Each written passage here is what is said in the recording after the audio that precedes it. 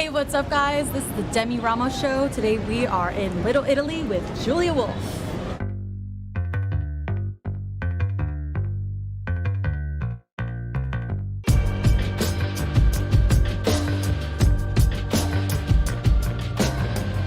We are here at Ferrara today, and Julia, why did you pick this spot? I picked it because I come from a very Italian family, and I thought this would represent where I come from very well. What are we excited to have? I know you have green on. Is this foreshadowing? I have green. We're getting gelato. Might get a cappuccino. Might get some rainbow cookies. Ooh. You know, the pastries are endless here. So, Let's get some food. Yeah, let's go. Why did you wake up a little girl and say, I'm gonna make music? So, when I was little, I started piano, classical piano, at 7. It's so good, right? Wait, you should take a bite. I know. Well. Oh, not yet. Okay, so, started at 7, classical piano, knew that I fell in love with music in that instant. But then in high school, that's when I started writing music. And basically, I was the type of kid that, I was eating lunch alone every day, but I would do it in the music room, not the cafeteria. And everyone knew that I was a shy kid, but I always performed. And so my music teacher was like, if you want to perform in the senior showcase, it has to be an original song. So I was like, okay, I guess I have to do this now. And, I was mortified because when you're shy, it's like, no one cares what you have to say. But whatever, I went home and I did it anyways. And then that was when I knew, I'm going to make music for the rest of my life. I'm going to keep writing, because it was just a way to speak to people without having to actually speak still, Wow. Yeah, it was very. Do you remember that song and what was it about? I do remember it. About, right? It will never resurface. Ah! It will stay hidden forever. No, but it was cute. It was about my best friend. I was going away to college before her. I was graduating and she was staying, and it was just about our friendship and wanting it to last. And that's what it was about. And everyone was so encouraging afterwards and wanted me to post it. And of course I didn't, because I was too scared. But yeah. That's a big thing. I think we spoke earlier. I spoke with Julia. That's amazing, right? Mm-hmm. Shout out Little Italy. Go visit it. New York City. Wow. But Julia actually has an incredible story. She, was doing music. As you just said, you started out with classical piano, mm-hmm. and, worked with a few producers. I'm going to let you tell the story, but okay. It's an incredible story where she almost did quit music for a second. Yeah. And, but that just wasn't in her cards. She was meant to do this. So tell me what happened. Yes. It was a crazy trial and error journey to get here. Lots of dead ends. But yeah, so after high school, I ended up taking a gap year after. Okay, hold on. So I did freshman year. Yeah, I did freshman year of college at Manhattan College in the Bronx. And I still knew I wanted to do music, but there were no music majors there. So I took a gap year, studied classical piano super intensely. I was like, okay, maybe this is how I'll get into the music world. And then amidst my piano auditions is when I found SUNY Purchase, which had a songwriting program. Didn't know things like that existed. So I immediately switched gears. I dropped everything. And when I got to Purchase, I was like, okay, there's a ton of producers here, lots of hungry kids. Everyone's gonna mesh together so well.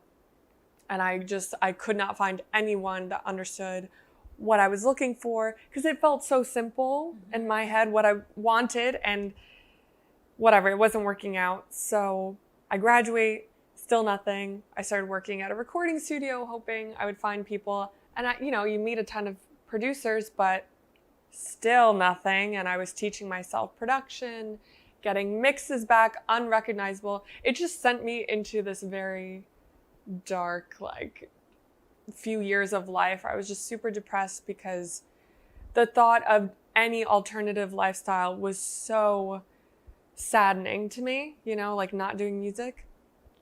And my dad, #1 fan, shout out dad, He is from Italy, and he saw how I was, and he was like, what if we just move back to my hometown?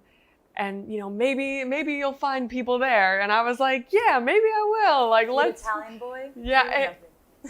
Please, still waiting on the cute Italian boy. If you're watching. Come on now. Julia Wolf. Yeah. So I had this whole plan. We had a business partner, like, gonna open up a pizza shop.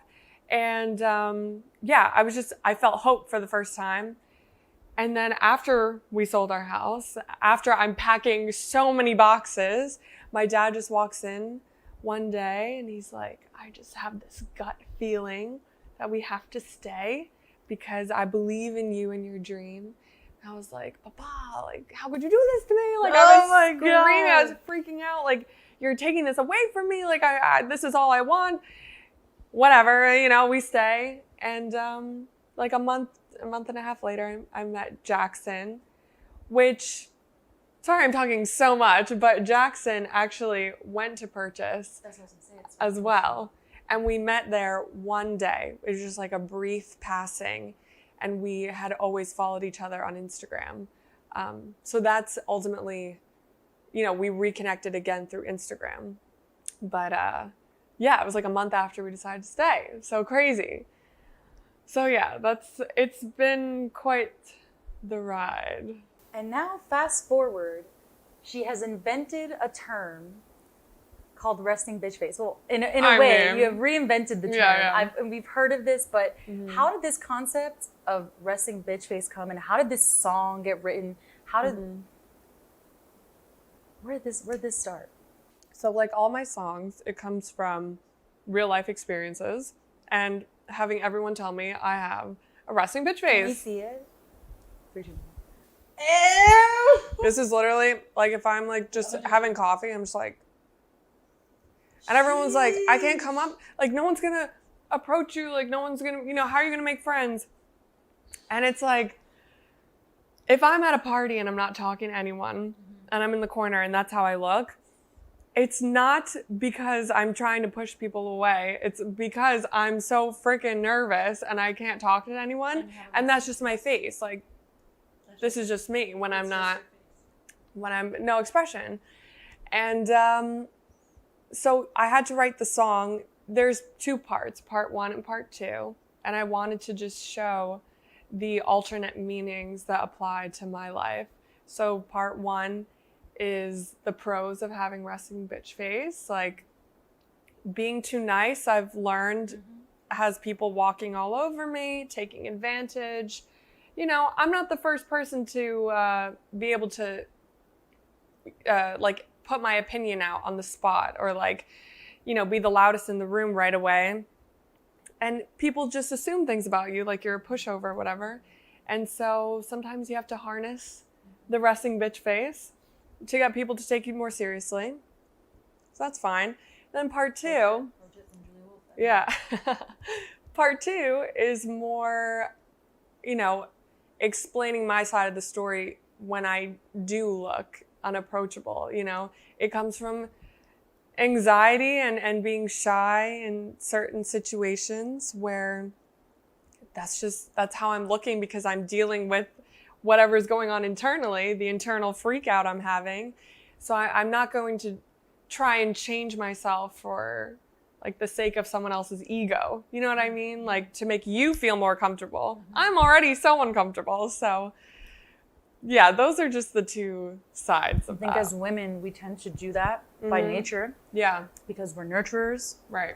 And we want to have everyone in the room feel good, feel comfortable. Everyone's safe. Okay, cool. But sometimes you just can't do that because not everyone's nice, man. I know. You know what I'm saying? I know. And I had this conversation with, actually, who was it? A friend the other day about, you can't be nice. Once you prove that like you're cool, then I'll be nice. Right. Because otherwise, as women, we'll just get like trampled over. But one thing you said, I told you that one of my favorite lines of Julia's is she will not do for no D. Yeah. And that's so relatable. And I just want to know, like, aside from that line, your lyrics are so real. Thank you. So relatable. Like, as a female, you really just throw it out there how you're feeling, and it makes girls like me like feel like, oh my God, like this girl's that's my girl. Yeah. Even though I just met her today, which is That's amazing. the goal. How do you write your lyrics? How do you write your songs? Where does it come from? Of course, I put the rest of the time in my mouth right now. But I kind of want the cannoli now. mm-hmm. That's gonna be a big one. Hold on. So, the songs, you know, they all come from real life events.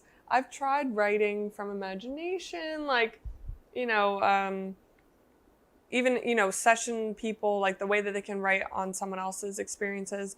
Every time I do it, it's just so corny. I can't do it, so I can only write on my own stuff. And I always do the lyrics first, and then it's like the beat and melody kind of together come afterwards. But yeah, my process, it's really just me in my bedroom. Wow. All the time. Yeah. Do you have any rituals, or is there something that needs to be in a certain spot for you to be able to write a song? No, I'm so chill about it. Like, and of course there are times when I'm like out walking and I see something, or, you know, something comes in my head and I just jot it down. And then I get home, whip out the laptop, just sit on the bed, and that's it. I just start hashing away at it. And yeah, my bedroom is just like, that's where I do everything. The photos, the videos, like it's all happens there. Sheesh. I have a few questions left in mind, but what I really want to know is I think what everyone wants to know, I think what Jordan, our producer, wants to know is, who are these songs about? Right. Well, the songs, a lot of the songs are about my friends. A lot of them stem from moments with my sister, who is my whole world, best friend, and my everything. Sometimes there's family in there.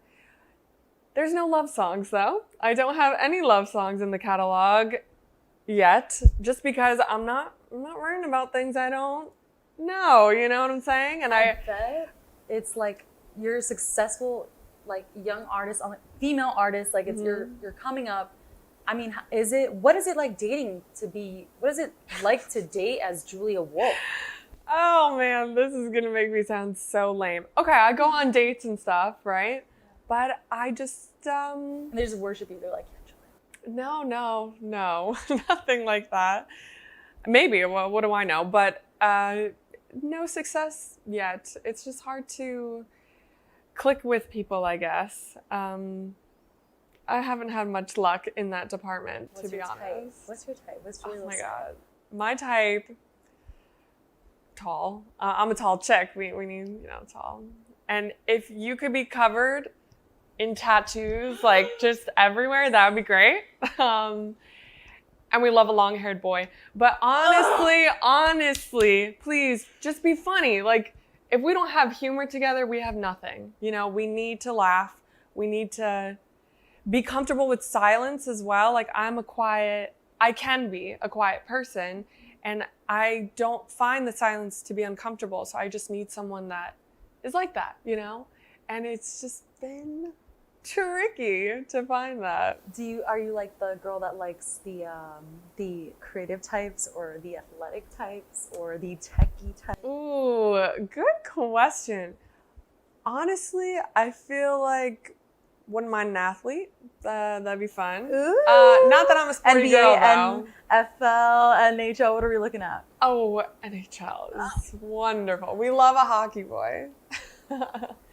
Do you have someone in mind? Like, what does this look? Yeah, we'll have a few friends. We'll talk. Okay, no, but yeah, no specific Jordan. type. Like, just be cool. Jordan knows everything. Okay, Jordan.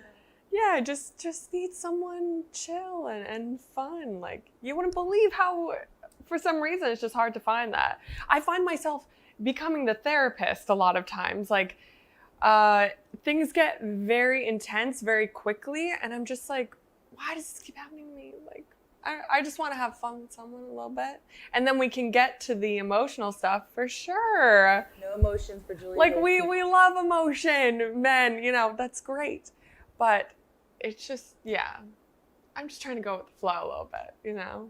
There will be a time I truly believe in right time, right place. And I believe in, not fate, but do you believe in fate? Oh, 100%. Especially with the timing of everything that's happened this far. It's just hard for me not to believe in that. Sheesh. Yeah. Julia Wolf. Well, one more thing I wanted to talk about, because not to make this like, you know, a thing about being a girl, which we are, but women in the music industry, you are fucking doing so well. Excuse my language. You're doing so well, and I wanted to know, like, what advice you have for, you know, the 13-year-old girl in Montana who wants to move to New York City and do exactly what you do. Yes. Yeah. What advice do you have for that girl? Just like, don't let lack of knowledge in things stop you. I feel like I was always coming up with reasons why I couldn't do stuff. And then I realized, well, I can just teach myself. And honestly, being that shy person, I was just like too afraid to ask for help half the time. So it's like you're becoming more of a self-sufficient person, and you just can't allow yourself to stop. Like, you have to keep going. And I was playing open mics 4 or 5 times a week just to like be involved in that scene and like know for myself that I'm doing the best that I can at that time. And yeah, like, you just have to keep persevering despite all the uphill. What am I saying? Despite all the dead ends that you will come across, you know, just like believe in yourself, because then who will if you don't? Yeah. Thank you guys so much for watching. Thank you to our beautiful guest, Miss Julia Wolf. You can find me on Instagram at Demi_Ramos, and you can find Julia at Julia Wolf NYC.